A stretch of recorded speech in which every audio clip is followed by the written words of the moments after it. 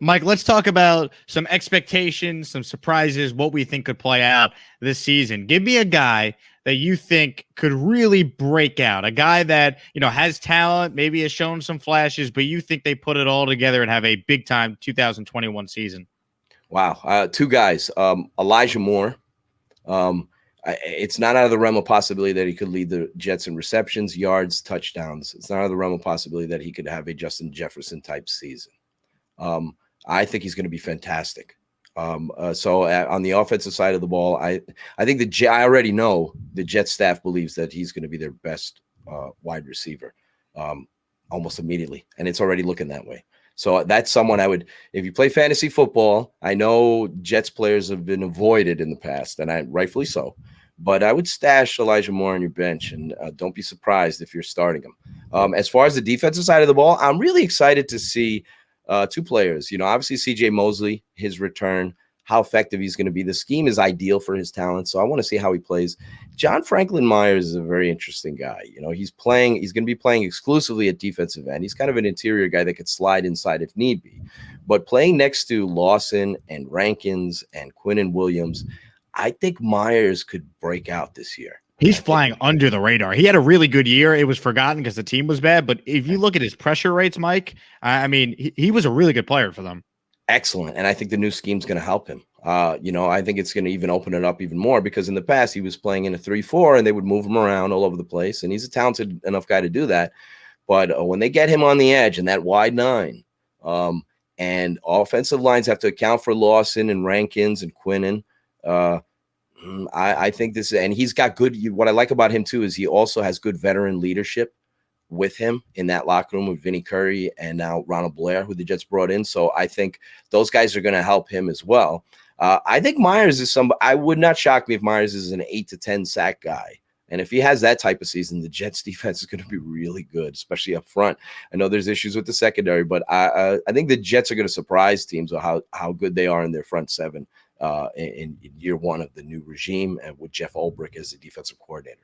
What are you expecting from C.J. Mosley? Because if he comes back and plays like the guy that we saw through 3 healthy quarters against the Bills in 2019 week 1, this defense can go from potentially good to a really good defense, I believe, if Mosley's back to being his old self. You really hope so because it's a 2-year layoff, so you never know. I mean, he played a little bit in 2019, but he obviously got hurt. He had serious injuries there with the groin and everything else. So you would think in this defensive system, which requires linebackers to stay on the field, and Mosley is excellent in coverage. He's tough. He's smart. He's explosive tackler.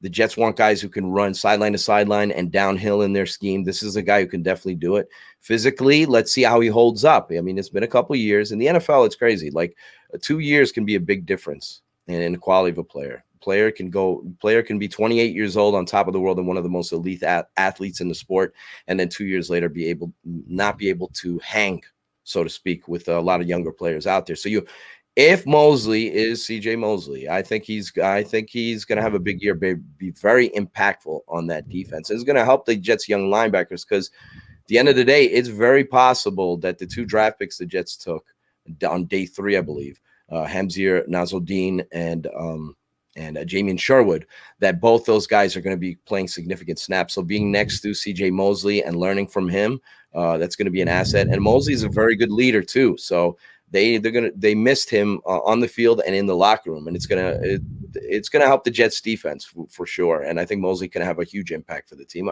He could be a team MVP type, no question about it. Mike, who emerges as the starting running back when it's all said and done? And then who emerges as the starting tight end when it's all said and done? Ooh, the tight end's going to be very difficult. I have to be honest. I don't have a lot of faith in Chris Herndon. How could you? It's hard, and I understand there's like a million articles out there right now about Chris Herndon. It's like every Jets publication writes something about him, and I get it. He has talent, obviously, but he hasn't been able to put it all together, and you wonder with players like that whether they're ever going to. This is his last shot to do it. He's in an ideal system for his talents. He's got to put it all together. He's not a focal point in the passing game. They got plenty of weapons to throw the football to, so he should be an added addition. He could really help Zach Wilson in the red zone if he's up for the challenge. We'll see how he goes. I think tight end position could be a position just like running back where the Jets are rotating guys in and out. So you could see Croft and others factor in Griffin more so in the blocking sense. But as far as the running back situation goes, this is another situation to monitor if you're a fantasy league player. It's a little infuriating to invest in running backs in terms of the Niners system because so many guys, it's a plug and play system where so many guys go in and out. Tevin Coleman could be the starter by default, but I think by season's end, I think Michael Carter is going to be, because he's such a great receiver and he's going to be a great outlet option for Zach Wilson. I think Carter's explosive, very good runner, fits the system ideally. Just got lucky that he was still on the board when they got him because he's a perfect fit and he's got the most upside of that group. I'm curious about Ty Johnson and others there because Ty Johnson is a very good fit too. Although he's under the radar. Jets fans know who he is, obviously, but Carter is an interesting guy to monitor. I think, they're going to plug and play and play a lot of different guys, but I think Carter could be the guy who gets the majority of the snaps there and factors in the passing game. Mike, give me the top 3 things that you believe have to happen if the Jets are going to surprise a lot of people and actually push and, dare I say, make the playoffs. Wow. I would say, obviously it goes without saying health. Zach Wilson playing 17 games is the most important facet to the entire Jets season, regardless of what their record ends up being. So they have the offensive line to protect them and all that, but you never know what his size, whether or not.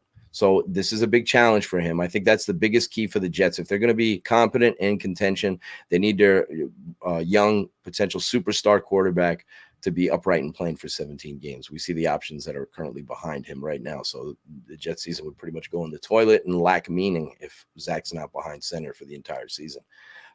As far as 2 other things that need to happen for the Jets, I think their secondary needs to hold up their end of the bargain, so to speak, on defense. That's the one area that worries me. Not so much at safety. The Jets have obviously with May and Joyner and all that, they have a good group there. But you worry at corner in the National Football League in 2021.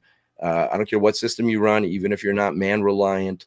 If you have any holes or issues at cornerback, other teams will exploit it. If you're playing the likes of Josh Allen and Patrick Mahomes and other quarterbacks, you will be exposed regardless of how good your pass rush is.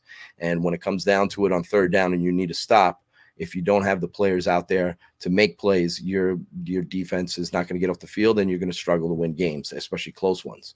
So I would say Bryce Hall and that entire group, it's unknown right now who's going to end up starting there, whether it be Bless Austin or Jason Pinnock or who knows, even Isaiah Dunn. So I think that's one area where the Jets need to get competent play. They don't need to have all pro play there, but to hold up their end of the bargain with the pass rush that the Jets figure to have. I think the back end of their secondary, particularly corner. I mean, we've seen Robert Saleh defenses that have been very good, and he did an excellent job last year. But, in games against guys like Josh Allen, took him to town. If you struggle covering receivers, you're going to have issues. So I think that's another one. As far as the third thing, it's kind of like under the radar, but I feel like the Jets, in order for them to be competent and to win close games, their special teams needs to step it up. They have arguably one of the worst kicking situations in the league. They really need to have dynamic players in the return game, make plays there. So I'm not sure who's going to emerge for Brant Boyer's group there. Getting Justin Hardy is huge for the unit overall, but I think they need better play from the kicker position. If they're going to contend and win close games, they're going to need better play from their special teams overall. So I think that's maybe overlooked and not as sexy as some of the other things. But I think it's been a while. Jets teams in the past that have been successful have been strong on special teams. And they've been, it's been a long time since Mike Westhoff has been around. But, we went through the Joe McKnights and the Leon Washingtons and the Nick Folks and all these guys who were crucial. The Jets won so many close games with those guys helping them out. So I think that's an area that bears watching. Who emerges as the top returner for the Jets. And I mean, the Jets kicker is probably not even on the roster right now.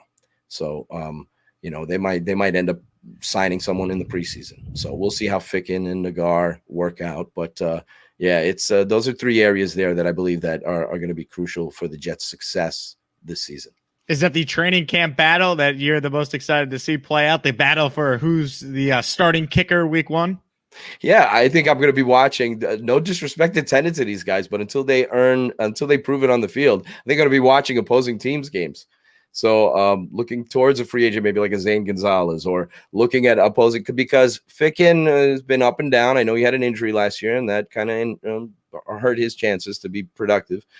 Nagar has a strong leg, but you never know with these young guys. They weren't particularly very good in minicamp, and everything I heard from everybody I talked to, they weren't Jets weren't too happy with that position. So it's probably something, and it's been going on for a while now with the Jets in terms of them trying to find somebody who can actually take hold of their place kicking position and hold on to it. So yeah, I'll be watching that, and especially in the preseason games. I'll be watching to see how those guys perform. Nagar can take it. It's in his hands to do it. But if come late in the preseason, if the Jets are claiming kickers off the waiver wire, hopefully it's not Vedvik, then we won't be surprised at all. That's for sure. I will say this: it does seem like they at least have a punter on special teams. Braden Mann looks like he's actually going to be a really good player for them. 6th-round pick a year ago. Look, in the lost season, us Jet fans, we had to look for something that we could point to and say, all right, maybe this guy is a positive. Maybe he's a building block. Braden Mann might actually be a really good punter, Mike. He's an excellent tackler, that's for sure. Yeah, he showed some positive things. It was kind of up and down for him, but I thought he overall, certainly got a lot of reps last year, given the state of affairs. I think he could be better. I think he could be better in year 2, and I think he did a competent job. He looks like a 10-year. To me, he looks like a 10 to 15-year NFL punter, starting punter. Obviously, there's only one starter punter, but I feel like he's going to carve out a long career. Whether or not he can be as elite as he was in college, that remains to be seen. But there were some hints of it last year. So yeah, I don't think the Jets are worried about the punter position, and they shouldn't be really. We'll see what they do with kicker though.